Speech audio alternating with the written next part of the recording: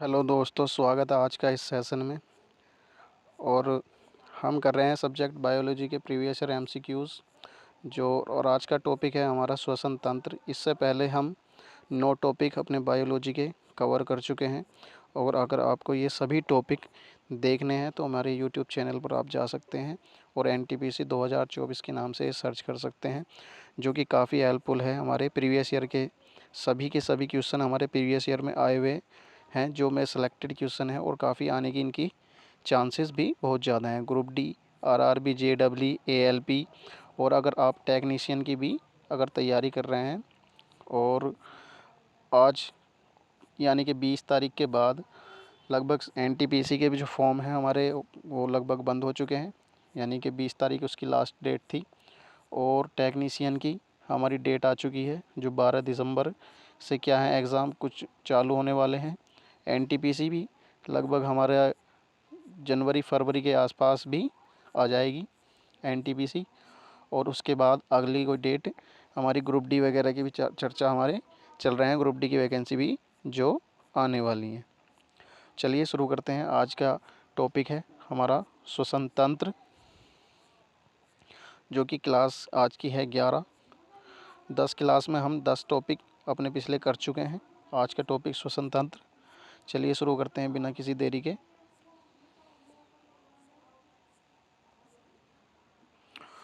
चलिए शुरू करते हैं आज का रेस्पिरेटरी सिस्टम यानी कि श्वसन तंत्र। तो पहला आज का क्वेश्चन है हमारा। पहला क्वेश्चन क्या है, वायवीय श्वसन क्या है? यानी कि वायवीय श्वसन हम किसे कहते हैं? यानी कि वायुवीय, जैसा भी हमें नाम से स्पष्ट हो रहा है, वायु अर्थात वायु की उपस्थिति में, अर्थात हम क्या ग्रहण करते हैं? ऑक्सीजन ग्रहण करते हैं, अर्थात ऑक्सीजन की उपस्थिति में श्वसन को ही हम क्या कहते हैं? वायवीय श्वसन। इसका दूसरा आंसर हमारा सही है। एक क्वेश्चन प्रीवियस ईयर में आया हुआ है, जो कि बहुत ही मोस्ट इम्पोर्टेंट था, और आरआरबी जेडब्ल्यू में ये आया हुआ क्वेश्चन है। ऐसा है। नेक्स्ट क्वेश्चन है हमारा, जब ऑक्सीजन की अनुपस्थिति में भी श्वसन होता है तो इस श्वसन को क्या कहते हैं? यानी कि ऑक्सीजन की उपस्थिति में अगर हमारा श्वसन हो रहा है तो उसको कहते हैं हम वायवीय श्वसन। और ऑक्सीजन की अनुपस्थिति में अगर जो श्वसन हमारा हो रहा है तो उसको हम क्या कहते हैं? अवायवीय श्वसन। अवायवीय श्वसन हमारा कहाँ पर होता है? अवायवीय श्वसन हमारा कोशिका के अंदर होता है। कहाँ होता है? हमारा कोशिका के अंदर। और जो हम फेफड़ों में तक क्या लेते हैं, हम ऑक्सीजन ग्रहण करते हैं, अर्थात वायु ग्रहण करते हैं, तो उसमें क्या होता है? ऑक्सीजन होता है, अर्थात उसको कहते हैं हम वायवीय श्वसन। अब बात करते हैं श्वास नली अर्थात ट्रैकिया। इनमें से किस मानव तंत्र का क्या होती है? एक भाग होती है। तो जो यानी कि ट्रैकिया श्वास नली किससे संबंधित है हमारी?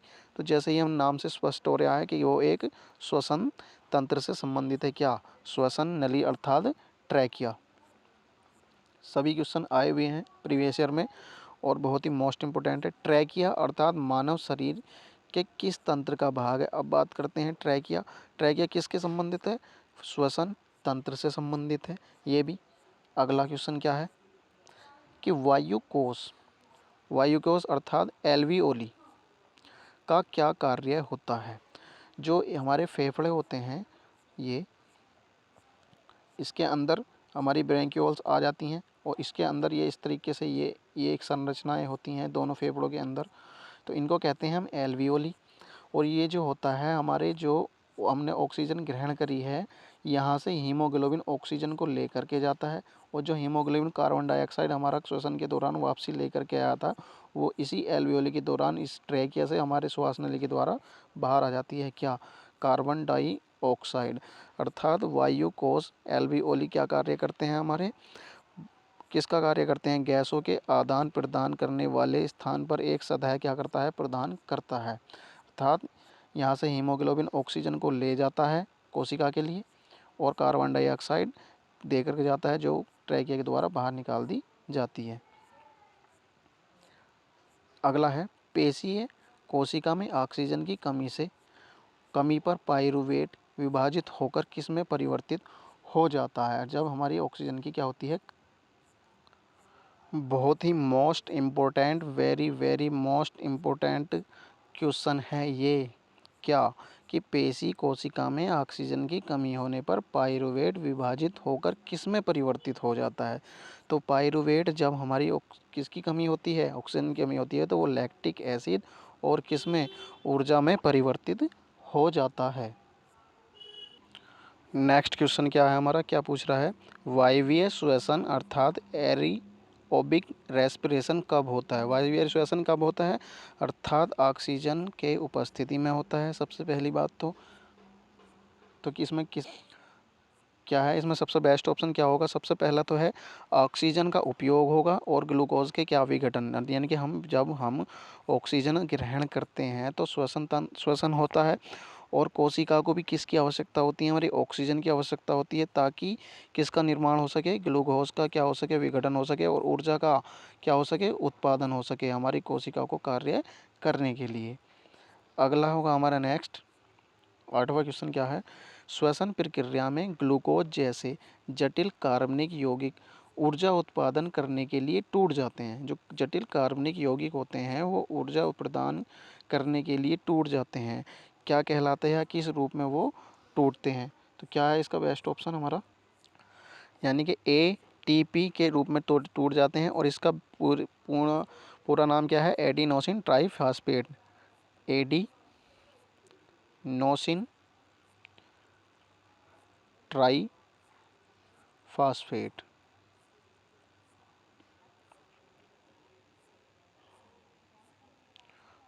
इसका क्या है, पूरा नाम है ATP, अर्थात ग्लूकोज से ATP के रूप में क्या होती है, हमारे शरीर में ऊर्जा संचित हो जाती है।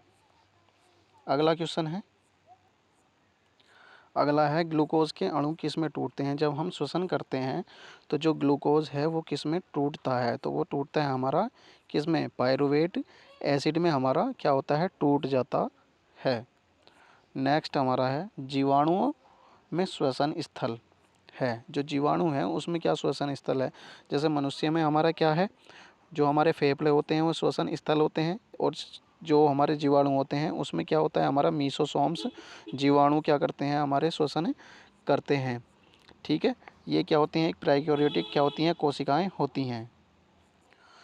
मनुष्यों में पाया जाने वाला श्वसन पिगमेंट कौन सा है, यानी कि जो मनुष्यों में सबसे ज़्यादा श्वसन तंत्र के लिए जो हमारा उपयोगी होता है, अर्थात सबसे ज़्यादा जो हमारे हेल्प करता है श्वसन में, वो होता है हमारा हीमोग्लोबिन होता है। क्योंकि हीमोग्लोबिन जैसे ही हम सांस लेते हैं तो हमारे फेफड़ों में जाती है, और फेफड़ों में क्या है, हमारी एल्वियोली हैं, और एल्वियोली में यानी कि सभी की सभी गैसें इसमें हमारे वायुमंडल में क्या हैं, हाइड्रोजन, नाइट्रोजन, कार्बन डाइऑक्साइड सब के सब हैं, लेकिन उसमें हमें केवल क्या चाहिए होती है, ऑक्सीजन चाहिए होती है। तो उसकी पहचान कौन करता है, हमारा हीमोग्लोबिन, अर्थात श्वसन पिगमेंट क्या है, हमारा मनुष्य के अंदर हीमोग्लोबिन है।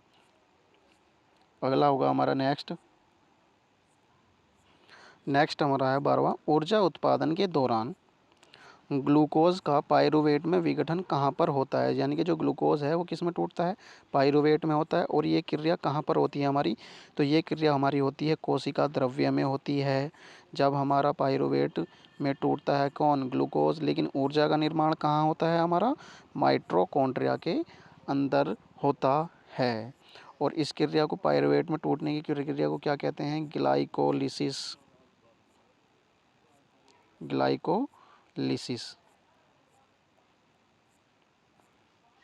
नेक्स्ट होगा हमारा क्या, वायु की वह अधिकतम मात्रा जो अधिकतम अंतःश्वसन प्रभाव के बाद निष्कासित की जा सकती है, क्या कहलाती है भाई, हमारी फेफड़ों का आयतन कहलाती है। अर्थात फेफड़ों जितना आयतन है उतनी ही वायु अधिकतम अंतःश्वसन के बाद निष्कासित की जा सकती है। अगला होगा, हमारे फेफड़ों में कोशिकाएं होती हैं, जो हमारे फेफड़े होते हैं उसमें कितनी कोशिकाएं पाई जाती हैं, तो कितनी कोशिकाएं पाई जाती हैं हमारी, तो 300 मिलियन के लगभग हमारी क्या पाई जाती हैं, कोशिकाएं पाई जाती हैं, किसमें, फेफड़ों के अंतर्गत। आप सोच सकते हैं कि कितनी जटिल प्रक्रिया है हमारे श्वसन की। अगला होगा, निम्नलिखित में से छोड़े गए श्वास में शामिल होता है, तो छोड़े गए श्वास में क्या शामिल होता है भाई, हमारे डी अर्थात नाइट्रोजन। नाइट्रोजन क्या होता है, शामिल होता है ना, तो नाइट्रोजन हमारा उपयोग होता है, ना ही उसका कोई यूज़ होता है, वो जैसे आता है वैसे ही चला जाता है। नेक्स्ट होगा हमारा क्या, नाड़ी की धड़कन अर्थात पल्स बीट किससे मापी जाती है? तो नाड़ी की धड़कन किससे मापी जाती है? हमारी धमनी की जो गति होती है उससे हम नाड़ी की धड़कन कहते हैं, अर्थात डी इसका सही आंसर होगा। नेक्स्ट हमारा क्या है, श्लेष्मा झिल्ली की सूजन को क्या कहा जाता है? जब हमारी जो श्लेष्मा होती है उसमें अगर जो क्या आ जाए, सूजन आ जाए, तो उसको क्या कहते हैं हम? ब्रोंकाइटिस। क्या कहते हैं हम? ब्रोंकाइटिस। अर्थात श्लेष्मा झिल्ली किसके चारों ओर पाई जाती है? हमारे फेफड़ों के चारों ओर पाई जाती है। और ये क्या होता है हमारा हेपेटाइटिस? हेपेटाइटिस में क्या होता है हमारा, क्या होता है, लीवर प्रभावित होता है, जो कि एक संक्रामक बीमारी होती है। और यह है आइराइटिस। आइराइटिस जो कि हमारी आँखों को क्या करता है? प्रभावित करता है। अगला है हमारा क्या, गैस्ट्राइस। यो जो होता है हमारी आंत को प्रभावित करता है। ये बीमारी किस में होती है? हमारी आंतों में होती है। अगला क्या है क्वेश्चन हमारा, मानव श्वसन में क्या छोड़ता है? यानी कि मानव जो श्वसन करता है तो क्या छोड़ता है? सबको पता है, कार्बन डाइऑक्साइड। लेकिन कोई क्वेश्चन छोटा या बड़ा नहीं है, एनटीपीसी में पूछा हुआ सवाल है। कौन सी जीवन प्रक्रिया रासायनिक ऊर्जा को उष्ण ऊर्जा में बदलती है? यानी कि जो रासायनिक ऊर्जा है किस में बदलती है? उष्ण में बदल देती है। तो किस में, कौन सी ऊर्जा है? वो होते हैं हमारा श्वसन के दौरान ही हमारी जो रासायनिक ऊर्जा होती है, यानी कि जो हम खाते हैं ग्लूकोज। ग्लूकोज तो हमने क्या करा, मतलब खाया है ग्लूकोज के रूप में हमें जो भी थी, लेकिन उससे एनर्जी कब प्राप्त होगी? जब वो किस में बदल जाएगी? हमारी उष्ण ऊर्जा में। नेक्स्ट क्वेश्चन क्या होगा हमारा, ऊर्जा का उपयोग करते हुए पाइरुवेट का विघटन कहाँ पर होता है? तो जो पाइरुवेट है उसका विघटन कहाँ होता है भाई? हमारा माइटोकॉन्ड्रिया के अंदर किसका, पाइरुवेट का क्या हो जाता है? विघटन हो जाता है हमारा, जब क्या होती है? ऊर्जा का उपयोग करते हुए। क्या प्रयोग करते हुए? ऊर्जा जब हमारी बनती है वो किस में बनती है? माइटोकॉन्ड्रिया में। लेकिन पाइरुवेट का जो विघटन होता है ग्लूकोज में, वो किस, यानी कि ग्लूकोज का विघटन कहाँ पर हो गया? कोशिका द्रव्य में। लेकिन जब हमें ऊर्जा प्राप्त करनी है, यानी ऊर्जा हमें मिलेगी, तो पाइरुवेट का विघटन कहाँ होता है? माइटोकॉन्ड्रिया में। ठीक है, दोनों क्वेश्चन ध्यान रखे रहेंगे, बहुत ही मोस्ट इंपोर्टेंट क्वेश्चन है। ऑक्सीजन की अनुपस्थिति में सबस्ट्रेट के अपूर्ण विघटन को क्या कहा जाता है? किसकी? ऑक्सीजन की अनुपस्थिति में क्या कहा जाता है? अगला है हमारा अनऑक्सीय श्वसन, ऑक्सीय श्वसन, संवहनी श्वसन। तो इसको कहेंगे हम अनऑक्सीय श्वसन कहेंगे, बी इसका सही आंसर होगा। अगला है हमारा 22वां, ऊर्जा उत्पादन के दौरान जब हमारी मांसपेशियों की कोशिकाओं में ऑक्सीजन की कमी होती है तो कार्बन अणु कार्बन अणु में परिवर्तित हो जाता है। यानी कि 6 कार्बन अणु जो होता है वो कितने अणुओं में परिवर्तित हो जाता है? किस में अणुओं में परिवर्तित हो जाता है? हमारा 3 में। किस में परिवर्तित होता है? 3 में परिवर्तित हो जाता है। ऊर्जा उत्पादन के दौरान हमारी मांसपेशियों की जो कोशिकाएं होती हैं वो ऑक्सीजन की कमी होती है, तो जो कार्बन 6 कार्बन होता है हमारा, तो किस में परिवर्तित हो जाता है? वो हमारे 3 कार्बन परमाणु में।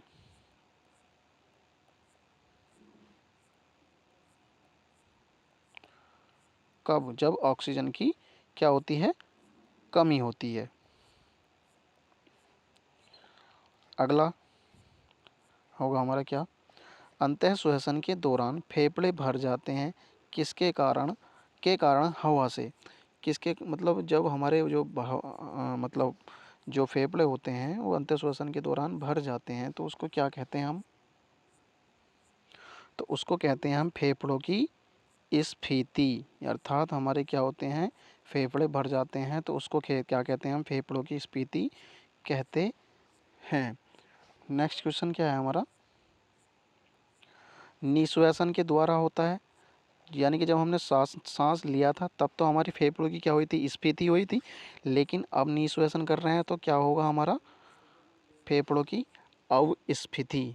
क्या होगा हमारी फेफड़ों की अवस्फीति।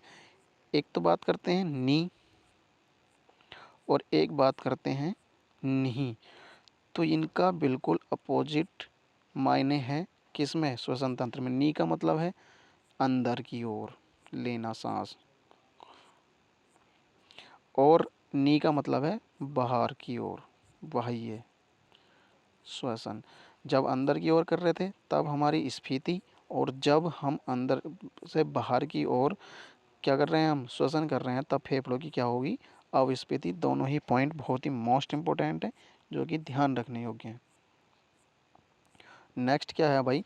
सांस लेने की प्रक्रिया में शामिल है। अर्थात सांस लेने की प्रक्रिया में प्रश्वसन और अनुश्वसन, निश्वसन दोनों शामिल है। प्रश्वसन मतलब निःश्वसन, इनमें विसर्ग होगा, और निश्वसन में विसर्ग नहीं होगा। निश्वसन का मतलब है अंदर की ओर, और निःश्वसन का मतलब है अंदर से बाहर की ओर। तो ये थे आज के कुछ क्वेश्चन।